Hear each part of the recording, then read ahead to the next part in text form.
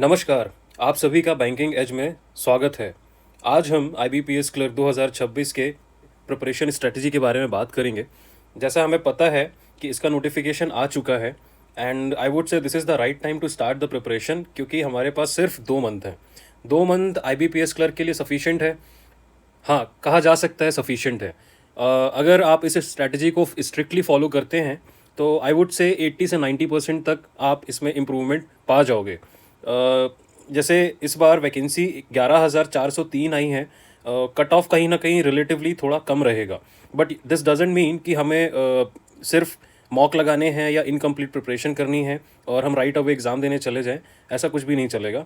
हम कोई भी शॉर्टकट नहीं ले सकते, हमें हार्डवर्क करना ही होगा ताकि हमारा श्योर शॉर्ट सिलेक्शन हो जाए। सो फर्स्ट ऑफ ऑल मैं कुछ चीज़ आपसे डिस्कस करना चाहूँगा, सब्जेक्ट वाइज ना जाके। उसके पहले आई वुड से एक जनरल रूटीन क्या होना चाहिए। जैसे बहुत सारे लोगों को डाउट रहता है कि सर क्या रूटीन हम अपनाएं ताकि तीनों सब्जेक्ट्स में हम एम्फेसाइज बराबर कर पाएँ। जैसे हम जानते हैं हमारे पास दिन में 18 घंटे हैं। एक रफ कैलकुलेशन करें तो 6 घंटे सोने के हैं, उसके बाद 18 घंटे। 18 घंटे में आप एक काम करिए, 3 पार्ट्स में पूरा दिन डिवाइड कर लीजिए। जैसे सुबह 6 से 12, 6 से 12 आप डिवाइड करोगे तो उसको इंग्लिश को दे सकते हो आप। दोपहर 12 से लेकर शाम को 6 बजे तक क्वांट को दे दो, और रात को 6 बजे से रात को 12 बजे तक आप रीजनिंग को दे दो। इसमें ऐसा नहीं है कि आपको सारा काम धाम छोड़ के सिर्फ पढ़ाई करनी है। आपका जो भी रूटीन वर्क है, जो सबसे इंपॉर्टेंट वर्क है, सिर्फ वही करिए। रेस्ट जितना भी टाइम आपको मिल रहा है उसे दे दीजिए उस सब्जेक्ट से। आप कुछ दिन इसको करके देखोगे तो रूटीन में आ जाएगा और लंबे टाइम पे आप इसके रिजल्ट भी पा जाओगे। सेकेंड थिंग इज़, मैंने लिखा है यहाँ पे जोन में रहना, लाइक जोन इन रहना, जोन आउट नहीं होना। क्या होता है जब आप प्रिपरेशन करते हो तो आपका एक माहौल बन जाता है, माइंडसेट बन जाता है। आप अपने रूम पे जहाँ बैठ के पढ़ रहे हो, जिस कुर्सी टेबल पे पढ़ रहे हो, तो आप कभी आपका मन नहीं करेगा, फिर भी अगर आप उस कुर्सी टेबल पे बैठोगे, उस रूम पे बैठोगे, तो ऑटोमेटिकली आपका पढ़ने का मन करने लगेगा। जोन में रहना बहुत ज़रूरी है। कभी आपका मन नहीं करेगा, कभी क्या बहुत बार आपका मन नहीं करेगा पढ़ने का, लेकिन आप जब अपनी एक स्टडी टेबल या जहाँ भी आप रोज़ बैठ के पढ़ते हो उसमें जाके पढ़ोगे तो आप जोन इन आ जाओगे, आपका एकदम एग्ज़ाम मोड पे आ जाओगे, प्रिपरेशन मोड पे आ जाओगे।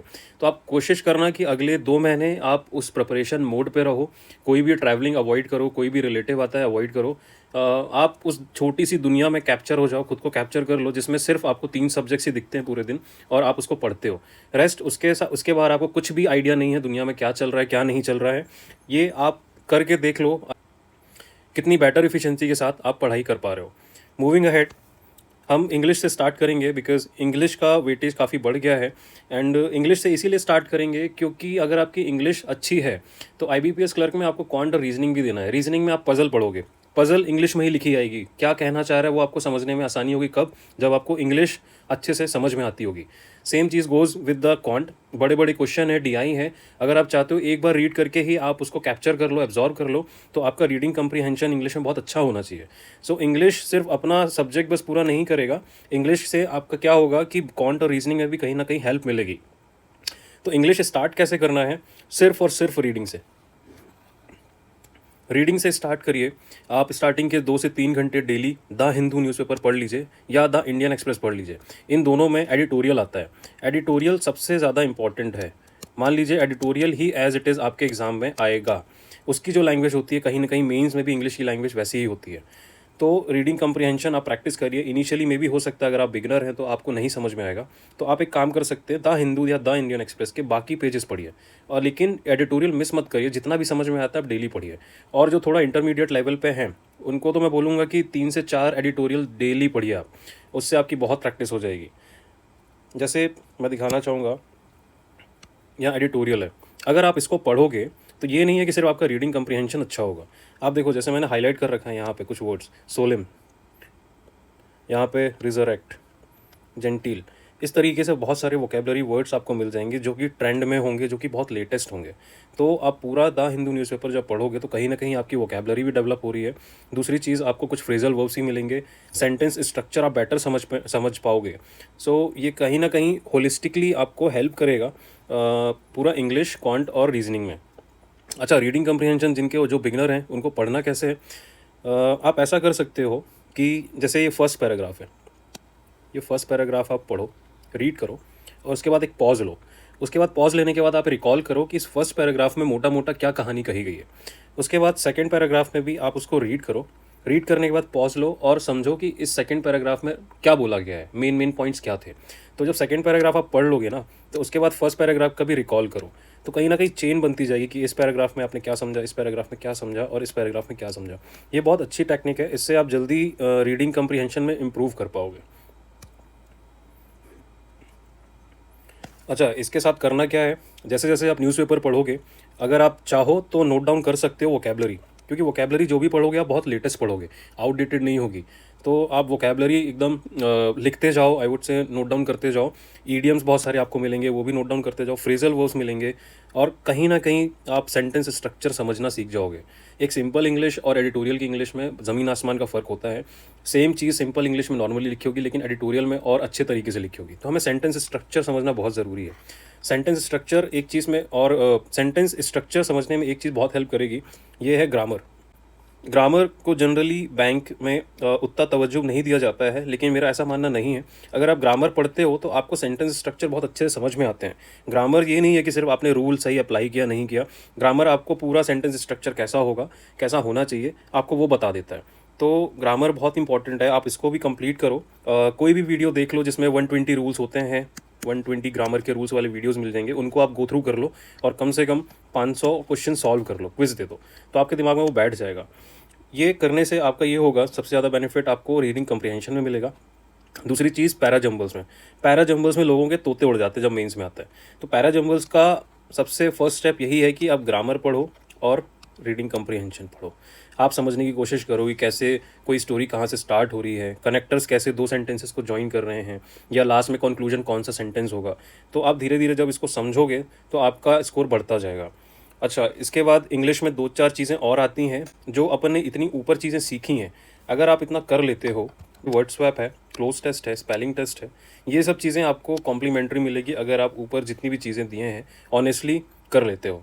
सो नटशेल में अगर बोलूँ कि मोटा मोटा आपको इंग्लिश में करना क्या है, सीक्वेंस ऑफ द डे क्या होना चाहिए, तो सबसे पहले आप आरसी करो। आरसी आप दे दो, 2 घंटे दे दो, 2.5 घंटे दे दो। इनिशियली शायद आपको ज़्यादा टाइम देना पड़े, लेकिन दो। इसको अगर नहीं समझ पाओगे तो बाकी चीज़ें आपके लिए इम्पेडिमेंट हो जाएंगी, आपको कहीं हेल्प नहीं मिलेगी, इंग्लिश का स्कोर अच्छा नहीं आएगा। रीडिंग कम्प्रीहेंशन करिए, उसके बाद वोकेबलरी और synonyms, antonyms, idioms, phrasal verb, ये सब उसमें देखते रहिए, और ग्रामर करिए। ये तीनों चीज़ें आपको साइमल्टेनियसली डेली करनी है विदाउट फेल। और इसके बाद अपन मूव ऑन करते हैं क्वांट पे। क्वांट में सबसे बेसिक है कैलकुलेशंस। कैलकुलेशंस अगर आपको नहीं आएगी तो आप कुछ भी पढ़ लो, कितना भी सिलेबस कंप्लीट कर लो, आपका आंसर आएगा ही नहीं, बनता हुआ क्वेश्चन ही आपको नहीं कर पाओगे आप। सो सबसे बेसिक है, सबसे इंपॉर्टेंट है कैलकुलेशंस। कैलकुलेशन कैसे करोगे? लोग कहते हैं टेबल्स पढ़ो, 1 से 20 करो। 1 से 20 मत करो, आप 1 से 30 करो। 1 से 30 हो जाए तो 1 से 35, 35 हो जाए तो 40 तक जा सकते हो आप। ये जितना भी आप इसको खींच सकते हो आप करो, लेकिन ऐसा नहीं है कि आपने एक रॉड तरीके से आपने पढ़ लिया, ऐसा नहीं। आपको टिप्स में होना चाहिए। टेबल्स आप ऐसे पढ़ो कि अगर सडनली आपको कोई पूछ ले, एट रैंडम पूछ ले कि 18 का कितना है, तो आपको ऑन टिप्स होना चाहिए कि 90 आएगा। ये इतना सडन होना चाहिए कि जैसे फ्लैश कार्ड आपको दिखा और आपने तुरंत आंसर कर दिया। आप जब इतनी अच्छे तरीके से इसको मेमोराइज कर लोगे, तब आपको इसका जादू दिखेगा कि आप कितने फास्टली क्वेश्चंस बना पा रहे हो। इसी तरह स्क्वायर्स 1 से 30 बोलते हैं, बट आप 1 से 50 करो। क्यूब्स आपको 1 से 15 बोलते हैं, आप 1 से 25 करो। और फ्रैक्शन से परसेंटेज कन्वर्जन, परसेंटेज से फ्रैक्शन कन्वर्जन, ये दोनों चीज़ें आप करो। ये चारों चीज़ें आपकी टिप्स में होनी चाहिए। आप विश्वास नहीं मानोगे, अगर ये चारों चीज़ें आप टिप्स में कर लेते हो तो आपका मैथ्स का आधा काम हो चुका है। आपको सिर्फ कंसेप्ट समझने हैं, जो कि आप बहुत जल्दी समझ जाओगे। इतना कुछ करने के बाद आप मूव ऑन करोगे परसेंटेज पे, अर्थमेटिक पे आएंगे। अर्थमेटिक में सबसे पहले आप परसेंटेज निपटाओ, परसेंटेज के बाद ही आप रेशियो टच करना। ये सिर्फ चैप्टर क्यों करने हैं? बिकॉज आपकी जो भी डीआई आती है, डीआई परसेंटेज और रेशियो पे ही जनरली आती है। प्रॉपर एक अर्थमेटिक के चैप्टर पर जनरली आपको डीआई मेंस में मिलेगी, प्री में जनरली नहीं मिलती है। परसेंटेज रेशियो से ही आपका काम हो जाता है। तो आप परसेंटेज इसको कवर करिए, परसेंटेज कवर करिए, रेशियो कवर करिए। उसके बाद डेटा इंटरप्रिटेशन में आ जाइए, जिसमें आप 50 डेटा इंटरप्रिटेशन लाइन से लगा दीजिए। सुबह से बैठ जाइए, कंटिन्यूसली उठिए मत, कंटिन्यूसली दोपहर तक लगा डालिए 50 के 50 गिन के। उसमें से इजी टू मॉडरेट लेवल के 30 लगाइए और 20 आपके मॉडरेट से डिफिकल्ट लेवल के होने चाहिए। आपको कितना भी टाइम लग रहा है, इट डजेंट मैटर, आप उसको पढ़ो, समझने की कोशिश करो किस तरीके से परसेंटेज का यूज़ हो रहा है, किस तरीके से रेशियो का यूज़ हो रहा है। आपको यूट्यूब में इन सब चीज़ों के लिए फ्री ऑफ कॉस्ट भर भर के वीडियोस मिल जाएंगे।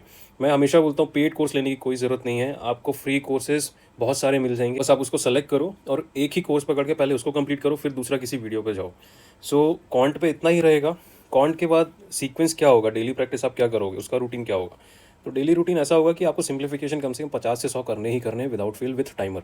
आप 1 दिन 2 दिन 4 दिन बिना टाइमर के कर सकते हो, लेकिन 5वें दिन से टाइमर आपको होना ही चाहिए। टाइमर आप लगाओ, आपका 50 क्वेश्चन ले लो, 50 क्वेश्चन के हिसाब से आप जो भी कंफर्टेबल समझते हो 60 मिनट 70 मिनट का एक टाइमर लगाओ और आप सॉल्व करने की कोशिश करो। ये आप रिगरसली जब करते रहोगे तो 2-4 दिन बाद आपको समझ में खुद आ जाएगा कि जहाँ आपको 70 मिनट में 50 क्वेश्चन भी नहीं बन रहे थे, तो कहीं ना कहीं आपका अटैम्प्ट ज़्यादा होने लगा है और एक्यूरेसी भी हो रही है, वो प्रैक्टिस में आ जाएगा। दूसरी चीज़, रॉन्ग नंबर सीरीज़ आप लगाइए। 50 मैंने लिख दिए हैं, लेकिन आप इसको कम भी कर सकते हो। अगर सिंप्लीफिकेशन कभी ज़्यादा लग गए तो इसको थोड़ा सा कम कर लो, लेकिन रफली इसके अराउंड ही होना चाहिए। क्वाड्रेटिक आप 20-30 लगा लो और बाद में कम भी लगा सकते हो। एक बार बेसिक कंसेप्ट समझ लो, उसके बाद प्रैक्टिस के लिए 10-15 क्वेश्चन डेली लगाओगे तो भी चलेगा, लेकिन इसको आप मस्ट है, इसको बिल्कुल स्किप मत करो। सिंप्लीफिकेशन, रॉन्ग नंबर सीरीज़ और क्वाड्रेटिक ये बिल्कुल ही मिस नहीं करना है। कैलकुलेशन स्पीड आपकी सही हो जाएगी, बहुत फास्ट हो जाएगी अगर आप मान के चलो 20 से 25 दिन इतने इतने सिंप्लीफिकेशन लगा लेते हो with proper revision of these things. मैं बार बार इम्फेसाइज करूँगा, इन चीज़ों पे आप बहुत ज़्यादा वेटेज दीजिएगा, आप फिर जादू देखोगे क्या होता है आगे। इसके बाद डेली प्रैक्टिस तो है, साथ ही साथ अर्थमेटिक को भी कवर करना है। तो अर्थमेटिक कैसे करोगे, आप पहले तो परसेंटेज रिवाइज़ कर लो। परसेंटेज रिवाइज़ करने के बाद उसमें ज़्यादा टाइम मत देना। परसेंटेज रिवाइज़ करने के बाद स्ट्रेट अवे आप एसआई और सीआई में आ जाओ। एसआई सीआई के 30-40-50 क्वेश्चन लगाओ, प्रॉफिट एंड लॉस में आ जाओ। हर टॉपिक के कम से कम 50 से 100 क्वेश्चन लगाओ आप, और वो टॉपिक आपका कंप्लीट होता जाएगा। हर टॉपिक के लिए आपको free of cost free videos भर भर के यूट्यूब में मिल जाएंगे, जो बहुत अच्छे अच्छे टीचरों ने पढ़ाए हैं। ज़रूरी नहीं है कि पेड कोर्स ही लिया जाए। इसके बाद सीक्वेंस ऑफ प्रैक्टिस क्या होगी, जो आपने दिन का एक पार्ट अगर क्वांट को डेडिकेट किया है तो उसमें क्या होना चाहिए। उसमें स्पीड मैथ्स में आप कम से कम 1 से 2 घंटे दीजिए। इनिशियली आपको शायद 2 घंटे से ज़्यादा भी लगे, 2 से 3 भी लग जाए तो दे दीजिए, लेकिन उसको इस ब्रैकेट के अंदर लाइए। 2 घंटे के अंदर आपके 50 से 100 सिंप्लीफिकेशन हो जाने चाहिए, 50 नंबर सीरीज़ हो जानी चाहिए और क्वाड्रेटिक हो जानी चाहिए कुछ। ये डेली करना है आपको। उसके बाद डेटा इंटरप्रिटेशन आपके 30 से 40 होने चाहिए, इसमें मिक्स होना चाहिए। ईजी भी होना चाहिए, मॉडरेट भी होना चाहिए, डिफिकल्ट भी होना चाहिए। ऐसा नहीं कि आप 30-40 सिर्फ ईजी लगा लिए, नहीं, आपको थोड़ा स्पेक्ट्रम अपना ब्रॉड रखना है। मैं कह सकता हूँ 10 डिफिकल्ट लगा लो, 10 मॉडरेट लगा लो, या 15-20 मॉडरेट लगा लो, 10 ईजी लगा लो। इस तरीके से आप देख लेना अपने हिसाब से, उस हिसाब से लगा लेना। और अर्थमेटिक में डेली एक टॉपिक उठाओ। जैसे आपने आज प्रॉफिट एंड लॉस उठा लिया, प्रॉफिट एंड लॉस के 40 क्वेश्चन पकड़ो या 50 क्वेश्चन पकड़ो, उस हिसाब से 1.5 मिनट या 2 मिनट के हिसाब से टाइमर लगाओ और अब बैठ जाओ, एकदम लग के बैठ जाओ कि मुझे पूरे 40 के 40 सॉल्व करने हैं। तो डेली बेसिस में आपका एक टॉपिक रिवाइज होता जाएगा, आपकी स्पीड भी बढ़ती जाएगी और ओवरऑल आपका ये क्वांट कवर होता जाएगा। इसके बाद रीजनिंग में आ जाते हैं। रीजनिंग में आप सबसे पहले ना मिसलेनियस निपटा लो। ये बहुत इजी टॉपिक्स होते हैं, जल्दी जल्दी निपट जाएंगे। एक एक दिन में आप बेसिक समझो इनके, और बेसिक के साथ ज़्यादा उसमें ड्वेल मत करो। बेसिक के साथ आप फिर 50-100 क्वेश्चन सबके लगा डालो, ताकि आपके मेमोरी में कहीं ना कहीं बैठ जाए।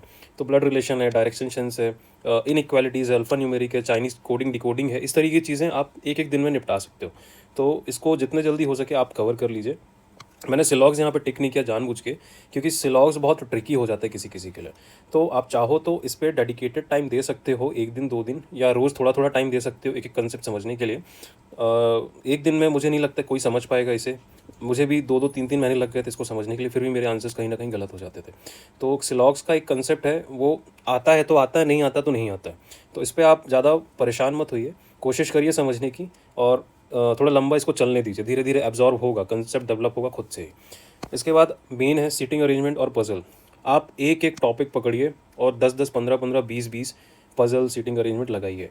जैसे सर्कुलर है, ट्रायंगुलर है, रेक्टेंगुलर है, स्क्वायर है, पैरेलल, रोज है, इन सब का टॉपिक वाइज पकड़ लिए और 15-20 आपको कम लगे, नहीं समझ में आ रहा तो और ज़्यादा पजल लगाइए, लेकिन आप लगाइए। पजल से आप नहीं बच पाओगे अनटिल अनलेस आप उस पर जूझो। उसका कोई सेकेंडरी ऑप्शन नहीं है, आपको जूझना ही पड़ेगा, आपको एक लॉजिक डेवलप करना ही पड़ेगा। तो इस चीज़ को करिए, टॉपिक वाइज आप उसको निपटाइए। दूसरी चीज़, पजल में बॉक्स पजल आता है, ऑर्डर है, रैंकिंग आता है, तो आप इसको भी कर सकते हो। और भी बहुत टाइप के पजल्स हैं, आप जैसे जैसे देखोगे तो आपको पता चलेगा। तो सबको टॉपिक वाइज करिए, एक एक चीज़ को पकड़ के निपटाइए। उसके बाद जब आपका ये हो जाए कि हाँ आपने बेसिक्स सब पढ़ लिए हैं, तो रीजनिंग के लिए मैं कहूँगा कि कोई डेली कुछ नहीं करना है। जब आपका बेसिक कवर हो जाए तो आप सिर्फ सेक्शनल मॉक दीजिए। इनिशियली आप 1 से 2 मॉक दे सकते हो, लेकिन आप उसको बढ़ा भी सकते हो। सेक्शनल मॉक दे के मुझे लगता है रीजनिंग का सारा रिवीजन हो सकता है। टॉपिक वाइज भी आप कर सकते हो, बहुत सारी फ्री साइट्स हैं जहाँ टॉपिक वाइज आप मॉक दे के कर सकते हो, तो उसको भी आप टॉपिक वाइज जब आपको टाइम मिले कर लो, लेकिन मेरे हिसाब से सेक्शनल मॉक देने से आपका कवरअप हो जाएगा। अच्छा, मैंने यहाँ पे लिखा है सिलॉक्स इज़ अ हर्डल, तो सिलॉक्स के लिए ज़्यादा परेशान मत होना, I would say again and again. सिलॉक्स को आप एब्जॉर्व होने दो, धीरे धीरे एब्जॉर्व होने दो, आपके दिमाग में बैठ जाएगा वो। ये आपको कितने दिन करना है इसका कोई फिक्स नंबर नहीं है, इवन तो मैंने लिखा हुआ है 20 दिन, लेकिन सबकी कैपेसिटी अलग अलग है। कोई इसे 15 दिन में इतना कंप्लीट कर सकता है सिलेबस, कोई 20 दिन, कोई 25 दिन, कोई 30 दिन। देखो आप देखो आपके पास 60 से 70 दिन है। 60 से 70 दिन में आप जितने जल्दी सिलेबस कंप्लीट कर लोगे आपके लिए उतना अच्छा होगा। आप सिलेबस कंप्लीट करोगे तो हमारे पास उतने एक्स्ट्रा दिन बचेंगे जिसमें हम फुल फ्लेजेडली प्रैक्टिस कर सकते हैं। Bank exam is totally practice. आपको सिलेबस कोई यूपीएससी का है नहीं, छोटा मोटा ही सिलेबस है जो हमने पढ़ा हुआ है स्कूल में कहीं ना कहीं। बस यही सारी कहानी आ जाती है कि आप कितने जल्दी सॉल्व कर सकते हो। तो ज़्यादा टाइम सिलेबस कंप्लीट में ना देते हुए आप कम से कम टाइम में मैक्सिमम एफिशिएंसी के साथ उसको कवरअप करिए, ताकि हम एटलीस्ट 40 से 50 दिन हम प्रैक्टिस में दे पाएँ फुल तरीके से।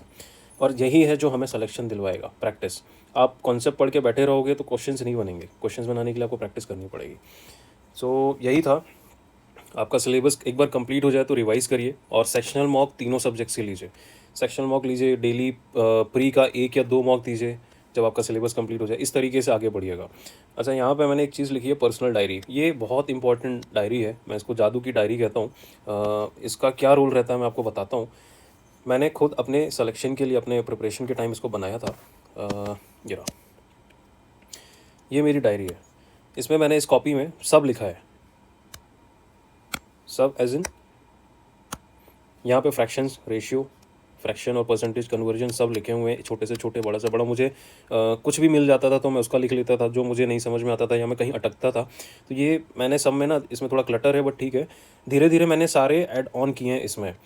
जब भी मैं मॉक टेस्ट देता था, कहीं पे भी अटकता था, तो मुझे जैसे कुछ नया वर्ड मिला या नया कैलकुलेशन कुछ मिला, तो मैं उसको एज इट इज़ लिख लेता था कि मे बी मॉक टेस्ट में आ रहा है तो मेंस में डायरेक्टली पूछ सकता है, तो मैं उसको डायरेक्टली चेप दूंगा वहाँ पे।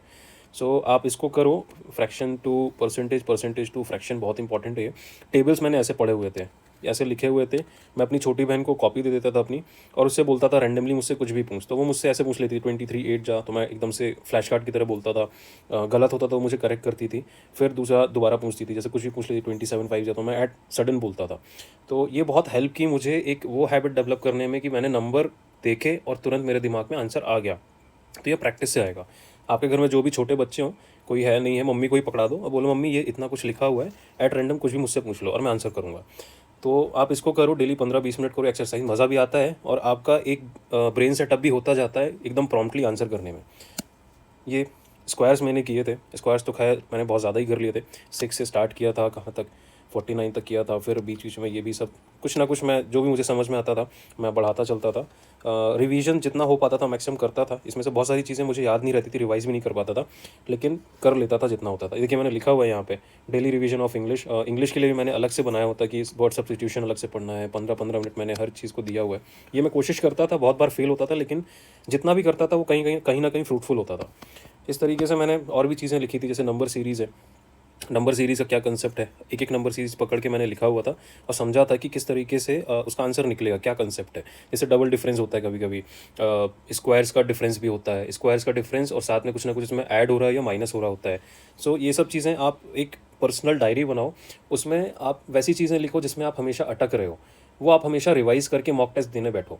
इससे होगा क्या कि धीरे धीरे आप एक मॉक टेस्ट में अगर 2 गलतियां भी इंप्रूव कर रहे हो, तो हर मॉक टेस्ट के बाद आपकी कोई 2 गलतियां इंप्रूव होके एक दिन ऐसा होगा कि आप गलती नहीं करोगे, एक्यूरेसी बहुत अच्छी हो जाएगी, और दूसरी चीज़ आपको क्वेश्चन ही बनने लगेंगे। सो ये था मेरा पर्सनल।